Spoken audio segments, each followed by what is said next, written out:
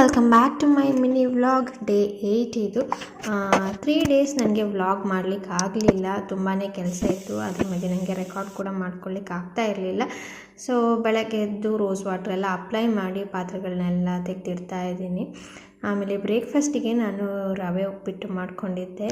ಉಪ್ಪಿಟ್ಟೆಲ್ಲ ತಿಂದಾದಮೇಲೆ coffee ಕುಡಿತಾ ಇದ್ದೀನಿ. Husband ಕುಟ್ಟ ಟೌನ್ಗೆ ಹೊರಟರು. ಅವ್ರು ಹೋದ್ಮೇಲೆ ಕಾಫಿ ಮಾಡಿ ಕುಡಿತಾ ಇದ್ದೀನಿ.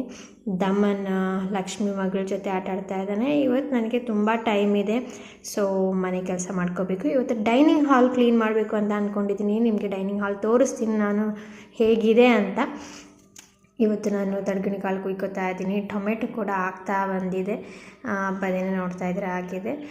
ತಡ್ಗಣಿ ಕಾಳಿಗೆ ಹುಳ ಬಿದ್ದುಬಿಟ್ಟಿದೆ, ಅದಕ್ಕೆ ಆದಷ್ಟು ಕುಯ್ಕೊ ಬಂದಿದ್ದೀನಿ. ಇನ್ನೂ ತುಂಬ ಇದೆ. ಕೆಲಸದ ಮಧ್ಯದಲ್ಲಿ ನನಗೆ ಹೇರ್ ಆಯಿಲ್ ಅಪ್ಲೈ ಮಾಡ್ಕೊಳ್ಳೋದೇ ಮರ್ತೋಗ್ತಾ ಇತ್ತು, ಟೈಮ್ ಆಗ್ತಾ ಇರಲಿಲ್ಲ. ಮದುವೆ ಆದಮೇಲೆ ಹೇರ್ ಫಾಲ್ ಜಾಸ್ತಿ ಆಗಿತ್ತು. ಆಗ ನನಗೆ ಭಾವ ಸಜೆಸ್ಟ್ ಮಾಡಿದರು, ಇಂದು ಲೆಕ್ಕ ಹೇರ್ ಆಯಿಲ್ ಮತ್ತು ಶಾಂಪೂ ಯೂಸ್ ಮಾಡು ಅಂತ.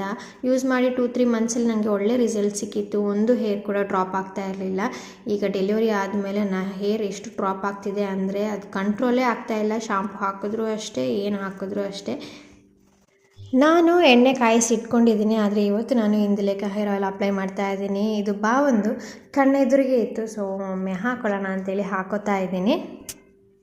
ನೋಡಿದ್ರೆ ಒಂದು ಸಲಕ್ಕೆ ಎಷ್ಟು ಹೇರ್ ಡ್ರಾಪ್ ಆಗಿದೆ ಅಂತ ನನಗಂತೂ ಸಾಕಾಗೋಗಿದೆ. ನಾನೀಗ ಡೈನಿಂಗ್ ಹಾಲ್ ಕ್ಲೀನ್ ಮಾಡ್ಕೊಳ್ಳೋಣ ಅಂತ. ಹಾಕಿ ಆ್ಯಂಡ್ ಕ್ರಿಕೆಟ್ ಮ್ಯಾಚ್ ಇರೋದ್ರಿಂದ ಬ್ಯಾಟ್ ಸ್ಟಿಕ್ ಎಲ್ಲ ತಂದು ಇಲ್ಲಿ ಗುಡ್ಡೆ ಹಾಕಿದ್ದಾರೆ. ನನ್ನ ಹಸ್ಬೆಂಡ್ ಅಂತೂ ಡೈನಿಂಗ್ ಹಾಲ್ನ ಕ್ಲೀನಾಗಿ ಇಟ್ಕೊಳ್ಳೋದಿಲ್ಲ, ಡೈನಿಂಗ್ ಟೇಬಲ್ ಮೇಲೆ ಎಲ್ಲ ತಂದು ಹಾಕ್ತಾ ಇರ್ತಾರೆ. ಈಗ ನಾನೆಲ್ಲ ಕ್ಲೀನ್ ಮಾಡಿ ತೆಗಿತಾ ಇದ್ದೀನಿ. ಇನ್ನು ಮ್ಯಾಚ್ ಇರೋದ್ರಿಂದ ನಾನು ಸ್ಟಿಕ್ ಮತ್ತು ಬ್ಯಾಟ್ನ ಡೈನಿಂಗ್ ಹಾಲಲ್ಲಿ ಒಂದು ಕಡೆ ಜೋಡಿಸಿಟ್ಟಿದ್ದೀನಿ. ಹಾಗೆ ಇಂಡೋರ್ ಪ್ಲಾಂಟ್ ಅಂದರೆ ನನಗೆ ತುಂಬ ಇಷ್ಟ.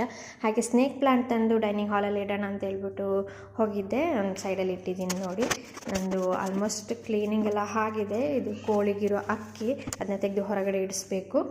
ಮಧ್ಯಾಹ್ನ ಕೆಲಸ ಎಲ್ಲ ಮುಗಿಸಿ ಊಟ ಮಾಡಿ ನಿದ್ದೆ ಮಾಡಿ ಎದ್ದು ಕಾಫಿ ಕುಡಿದು ಹೂ ಗಿಡಕ್ಕೆಲ್ಲ ನೀರು ಹಾಕಿ ಒಳಗಡೆ ಬಂದು ಕಸ್ಟರ್ಡ್ ಪೌಡರ್ ಇತ್ತು, ಅದರಲ್ಲಿ ಪುಡ್ಡಿಂಗ್ ಮಾಡಿ ಬೌಲ್ಗೆ ಹಾಕಿ ಫ್ರಿಜ್ಜಲ್ಲಿ ಇಟ್ಟು ಹೊರಗಡೆ ಹೋದೆ. ಸ್ವಲ್ಪ ಕೆಲಸ ಇತ್ತು. ಟೆರೇಸ್ಗೆ 10 ಜಾಗದಲ್ಲಿ ನಾನು ರೋಸ್ ಗಿಡ ಹಾಕಿದ್ದೆ.